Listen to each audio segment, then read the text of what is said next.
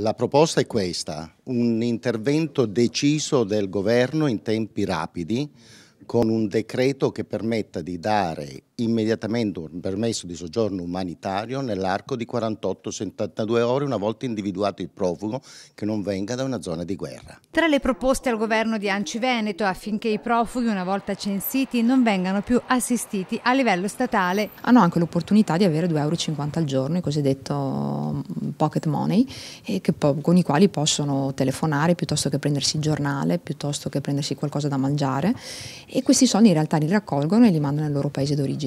Allora, qual è la difficoltà? Che di fronte ad un mio cittadino che paga le tasse e che paga tante tasse, che con sempre di più difficoltà dei servizi, ti trovi dall'altra parte invece da reperire delle risorse che sono a favore invece di immigrati che ti arrivano. Semplificare dunque le procedure di accoglienza per il rilascio di un permesso di soggiorno umanitario della durata dai 6 mesi ai 2 anni. Quindi chi arriva deve in tempi rapidi avere una risposta sul suo status di profugo, chi ha diritto resta, chi non ha diritto viene rimpatriato, viene riammesso nel proprio paese d'origine.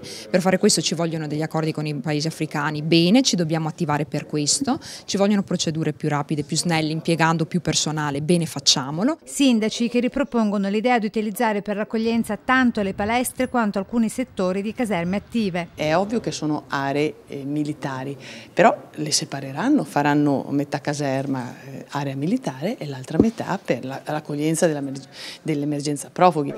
D'altronde chiedono di usare le palestre, possono anche fare questo, forse sono luoghi dove ci sono anche dei bagni, ci sono anche dei letti e c'è anche l'acqua corrente, non sicuro le palestre dove sono costretti a dormire su pavimenti.